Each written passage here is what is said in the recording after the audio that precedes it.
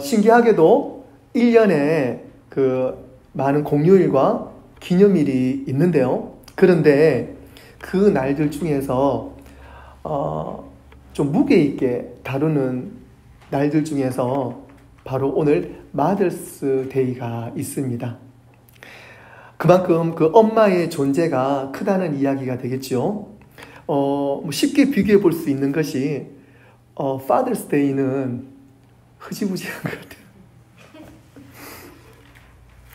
우리 아버지들도 힘내시기를 바라겠습니다. 그리고 우리 버지니아 한빛교회는 마더스 데이만큼 우리 Father's Day도 의미 있는 날이 될 줄로 믿습니다. 아멘. 오늘 어머니 날을 통해서 특별히 어머니의 희생과 사랑 그리고 돌봄과 긍휼의 모습을 말씀을 통해서 함께 우리가 은혜를 받고자 합니다. 오늘 설교 제목처럼 어머니는 하나님의 심장, 하나님의 마음을 가졌다고 해도 과언이 아닐 것입니다. 요즘 많은 성경 번역판들이 있죠. 한국 교회는 대부분 이제 개역 개정을 사용하고 있고요. 일부 교회에서는 새 번역을 사용을 합니다. 영어권에서는 더 많은 그 번역판을 사용하는데요. ESV, English Standard Version, NIV, New International Version, 그리고 KJV, King James 버전 등 많은 번역 버전을 통해서 읽는 이들에게 그 은혜를 도모하고 있습니다. 그런데 저는 이 모든 번역판보다도 더 은혜가 되고 신뢰가 가는 번역판이 있다고 생각을 합니다. 그것은 바로 어머니 번역판입니다. 어머님들의 삶을 통해서 성경이 읽혀지고 어머니의 사랑을 통해서 예수님을 보게 되는 그 성경이 바로 어머니표 성경이라고 저는 생각을 합니다. 두 어머니가 있습니다. 성경적인 어머니가 있고 성경적이지 않은 어머니가 있습니다. 로마가 세계를 제패하던 시절, 세계에서 그 당시에 대표하는 두 어머니가 있었습니다. 한 사람은 유명한 참회록을 후세에 남긴 성 어거스틴의 어머니 모니카, 그리고 또 한 사람은 네로 황제의 어머니 아그리피나가 있습니다. 아그리피나는 그녀의 남편이었던 황제 클라우디오를 암살시키고 그녀의 아들인 네로를 왕으로 올리게 됩니다. 그러나 결국 그녀는 자식인 네로에게 살해당하는 비극적인 삶을 살았죠. 하지만 성 어거스틴의 어머니 모니카는 아들 어거스틴이 그의 내적 갈등과 정신적 고뇌에서 헤어나지 못하면서 극도의 방황, 방탕, 방종한 그 생활에 빠져들어 있을 때에 어거스틴을 위해서 눈물의 기도를 드림으로 말미암아 결국 그 방탕의 어거스틴이 성 어거스틴으로 건너게 한 어머니가 바로 모니카입니다. 어거스틴은 사도 바울 이후에 기독교 교리를 가장 체계적으로 신학적으로 정리한 위대한 신학자가 되었습니다. 반드시 위대한 인물의 그 배후에는요, 위대한 어머니가 있습니다. 그리고 위대한 어머니의 그 배후에는 반드시 위대한 신앙이 있음을 믿습니다. 오늘 본문은 하나님의 사랑을 어머니의 사랑에 비유했습니다. 어머니의 사랑을 하나님께 비유한 것이 아니라 오늘 이사야 선지자는요, 하나님의 사랑을 어머니의 사랑에 비유했다는 것에서 놀라지 않을 수가 없습니다. 오늘 본 말씀 13절 말씀에 어머니가 자식을 위로함 같이 내가 너희를 위로할 것인즉이라고 말씀하고 있습니다. 성경 전체에서 우리는 하나님을 닮은 어머니의 흔들리지 않는 신앙, 그리고 그 회복력, 그리고 그 부드러움을 나타내는 여러 사례를 우리는 목격을 할 수가 있지요. 그래서 우리는 어머니를 더 깊이 알고, 그리고 어머니의 사랑을 통해서 성경과 하나님의 말씀의 깊이를 우리는 실제적으로 어머니를 통해서 경험을 할 수가 있습니다. 이것이 바로 어머니, 그리고 아내가 하나님께서 우리에게 주신 선물이라는 증거입니다. 성경에서 어머니의 사랑을 어떻게 표현하고 있습니까? 첫째로 어머니의 사랑은 절대적인 사랑입니다. 이사야 49장 15절 말씀에 여인이 어찌 그 젖먹는 자식을 잊겠으며 자기 태에서 난 아들을 긍휼히 여기지 않겠느냐. 그들은 혹시 잊을지라도 나는 너를 잊지 아니할 것이다 라고 이사야 선지자는 고백하고 있습니다. 어머니는 그 자식을 잊지 않습니다. 잊을 수가 없습니다. 왜냐하면 늘 마음에 긍휼한 마음, 불쌍히 여기는 마음이 있기 때문에 그렇습니다. 예전에 영화를 봤는데요. 공공의 적이라는 영화가 있습니다. 아마 보셨는 분도 계실 텐데요. 거기에는요, 형사가 나오고 살인한 범죄자가 나옵니다. 그런데 그 형사가 이 범죄자가 분명히 이 사람이 살인자라는 것을 확실히 알고 있는데 증거를 찾을 수가 없는 거예요. 그러면서 이 범인이 자기의 부모도 죽였다는 사실을 이 형사는 알고 있는데 증거를 찾을 수가 없는 거예요. 그렇게 추적을 해나가면서 이 범인의 손톱이 날아간 것을 발견하게 됩니다. 그러면서 이 형사는요, 부모가 죽은 그 집을 찾아갑니다. 그래서 그 현장을 뒤지게 되는 거예요. 샅샅이 찾아보게 됩니다. 그런데 그 현장에서 만약 범인의 떨어져 나간 손톱이 발견하면 그 증거가 될 수가 있잖아요. 그런데 아무리 찾아도 손톱을 찾을 수가 없어요. 그렇게 사건은 미궁으로 빠져드는 것처럼 보여졌는데 결국은 그 형사가 범인을 그리고 그 범인의 증거를 찾아내게 됩니다. 어디서 찾았냐면 놀랍게도 그 어머니가 안치되어 있는 어머니 시체 속에서 그 입속 목구멍 속에서 그 아들의 손톱을 찾게 됩니다. 저는 그 영화를 보면서 범인을 찾은 것에 대한 어떤 통쾌함도 있었지만 마음 한구석에는 슬픔도 있었습니다. 우리가 영화를 보는 입장에서는 삐뚤어진 사랑처럼 보일 수는 있지만 그 어머니 입장에서는 그 아들의 그 손톱이 증거로 남는 것을 원하지 않아서 그 어머니는 그 아들의 손톱을 죽으면서까지 삼켰다는 사실입니다. 아들의 손톱은 삼켰는데 만약에 남편의 손톱이었으면 뱉었겠죠. 그렇지 않기를 바라요. 비록 영화이긴 하지만 어머니의 사랑을, 그 순수한 어머님의 사랑을 저는 반증적으로 보여준 영화라고 생각을 합니다. 오늘 말씀처럼요, 어머니의 긍휼한 사랑이 혹 그들을 잊을지라도 나는, 하나님은 너를, 지금 우리를 잊지 않는다는 하나님의 선언을 어머님을 통해서 말씀하신 것입니다. 이처럼 어머니의 사랑이 절대적이고 변함이 없듯이 하나님은 우리를 변함없이 지켜주시고 인도하시는 분이심을 믿습니다. 우리 교회의 모든 어머님들 그리고 모든 아내분들 진심으로 존경합니다. 우리가 이 분들을 통해서 정말 우리 교회가 날마다 새로워지고 성숙되어지고 흔들리지 않을 줄로 믿습니다. 잠언서에서 말씀하십니다.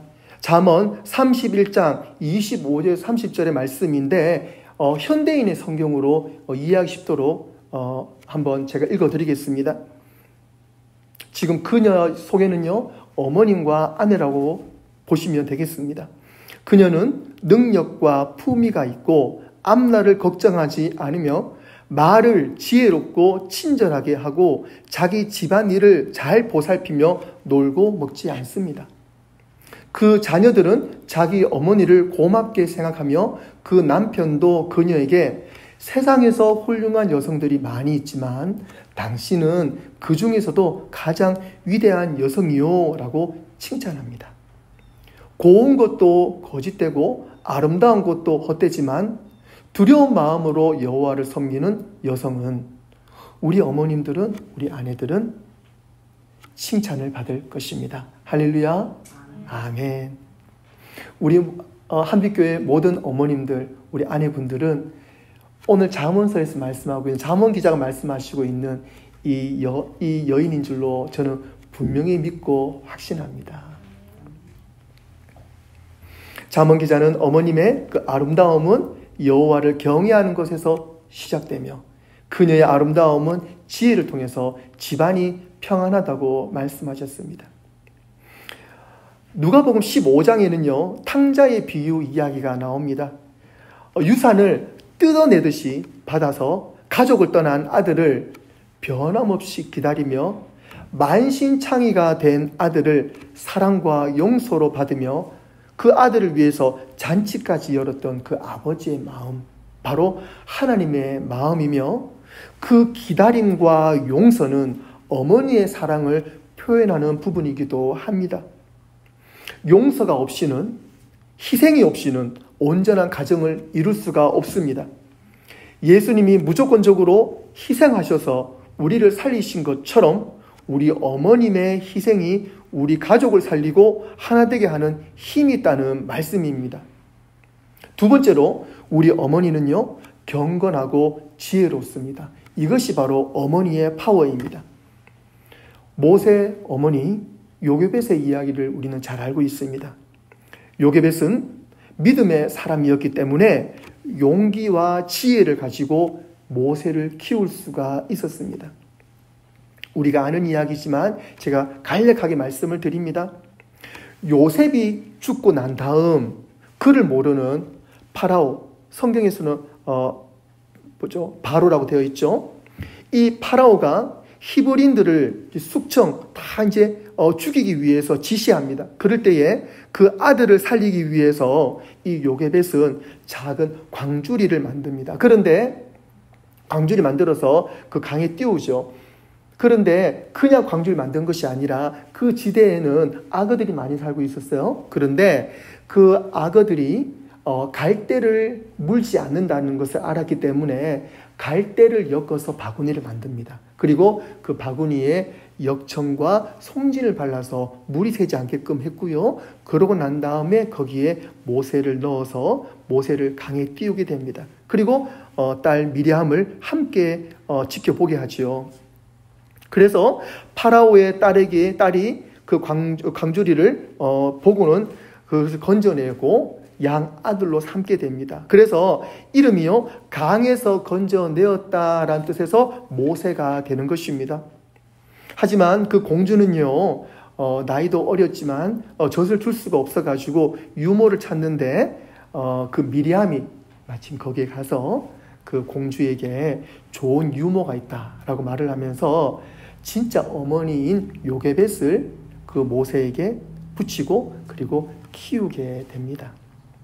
요게벳은 충실하게 그 모세를 믿음 안에서 잘 키우게 되죠. 그래서 하나님과 믿음, 그리고 하나님의 약속을 알려주게 됩니다. 신약성경 히브리서 기자는 요게벳의 믿음을 이렇게 고백합니다. 히브리서 11장 23절과 24절에 믿음으로 모세가 낳았을 때에 그 부모가 아름다운 아이임을 보고 석 달 동안 숨겨 왕의 명령을 무서워하지 아니하였으며 믿음으로 모세는 장성하여 바로의 공주의 아들이라 칭함받기를 거절했다 그랬습니다. 여기에 중심 구절이 무엇입니까? 바로 믿음으로라는 것입니다. 이 모세의 믿음은 어디에서 났습니까? 모세의 믿음은 어머니 요게벳에서 났다는 사실입니다. 예전에 그 자연과학 시간에 배운 이야기가 생각이 납니다. 남미에 아마존이 있잖아요. 그 울창한 그 광활하게 넓은 땅에 그 아마존에는요, 높고 큰 풀숲이 자리 잡고 있습니다. 그래서 거기에 사람이 들어가게 되면은요, 미로처럼 빠져나올 수 없을 정도로 무성한 나무들이 아마존 밀림 속에 있습니다. 그래서 이 아마존에 있는 그 나무들로 말미암아 이 지구에 있는 산소의 6%를 내뿜고요. 그리고 이산화탄소의 5%를 흡수하는 곳이 바로 아마존 밀림입니다. 그 정도로 지구의 허파라고 해도 과언이 아닐 정도로 무성한 곳이 바로 아마존인데요. 그런데 그 아마존이요, 그런 울창한 숲이 되기 위해서는요, 무엇이 있어야 돼요? 영양분이 있어야 되잖아요. 그런데 그 영양분이 땅에서 그냥 납니까? 그냥 나진 않지요.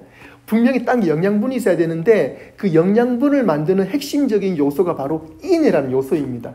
그런데 인이라는 요소가요, 어디에 약하냐면 물에 약해요. 쉽게 비에 씻겨져 나갑니다. 그런데 아마존에는요, 비가 엄청 많이 옵니다. 이게 아이러니하게도 비가 많이 오기 때문에 이 땅에 있는 인 성분이 다 빠져나가는 거예요. 그렇다면 이 아마존에 있는 나무들이 어떻게 자랄 수 있을까요? 어떻게 영양분 인을 섭취할 수 있을까요? 놀라운 사실은 그 아마존에 있는 그 영양분의 인을 주변에서 가져오는 것이 아니라 저 바다 건너 아프리카 사하라 사막에서 인 성분이 공급받게 됩니다. 그것은 그 메마른 땅, 모래밖에 없는 그 척박한 그 사하라 사막이 광풍이 불어서 그 모래바람 속에 인 성분이 포함이 되어 가지고요, 그 공기 중에 있는 그 바람을 타고 인 성분이 바다를 건너서 아마존 밀림의 비로 떨어지게 됩니다. 그래서 사하라 사막에 있는 모래 속에 있는 인 성분이 아마존에서 흘러나간 양만큼 동일한 양이 멀리 사하라 사막에서 건너와서 비를 통해서 다시 인이 떨어진다는 사실입니다. 제가 왜 이 말씀을 드리냐면 우리 어머님이 그렇습니다. 우리 가정이, 우리 교회가, 우리 자녀가, 우리 남편이, 우리가 이렇게 정말 아마존처럼 건강하게 잘 살 수 있는 그것은 바로 메마른 땅처럼 그렇게 척박하게 힘겹게 자기 자리를 지켜나가는 우리 어머님의 그 희생을 통해서 우리의 이 가정이 세워져 나간다는 사실입니다. 믿으십니까? 예. 그것이 바로 우리 어머님이라고 생각을 합니다. 저는 그래 생각을 합니다. 어머님의 그 메마른 손, 그리고 말하지 않지만 가슴 아픈 그 시린 가슴에 부여잡고 기도하시는 우리 어머님. 비록 사하라 사막처럼 그렇게 힘든 환경 가운데 있지만 그 어머님의 기도를 통해서 우리에게 하나님의 영양분이 내려질 줄로 믿습니다. 그래서 우리는 어떻게 해야 될까요? 잠언 기자는 이렇게 하라고 고백하고 있습니다. 잠언 23장 25절에 내 부모를 즐겁게 하며 너를 낳은 어미를 기쁘게 하라. 할렐루야. 아멘. 우리가 자식으로서는요, 우리를 낳아준 어머님께 어떻게 하면 기쁘게 할 수 있을까? 우리가 그것은 늘 생각해야 합니다. 그것은 성경이 우리에게 명령하고 있습니다. 그리고 우리 부모님이 즐거워하실 수 있도록 우리는 또한 노력해야 할 것입니다. 사랑하는 성도 여러분, 하나님을 닮은 하나님의 심장을 가진 어머니를 사랑하고 존경합시다. 어머니를 기쁘게 함으로 하나님이 더욱 기뻐하시는 믿음이 우리 모두에게 있기를 바랍니다. 그리고 우리 어머님들, 그리고 우리 아내들이여, 오직 믿음 안에서, 오직 말씀 안에서 더욱 지혜를 가지고 하나님의 뜻을 이루시는 귀한 사명 감당하시기를 주님의 이름으로 축원합니다. 아멘. 우리 이 시간에 찬송가 한 장 부르도록 하겠습니다. 찬송가 579장. 1년에 오늘 딱 부를 수 있는 찬송가인데요. 우리 함께 정말 감사한 마음으로 우리 이 찬송 함께 부르기를 원합니다.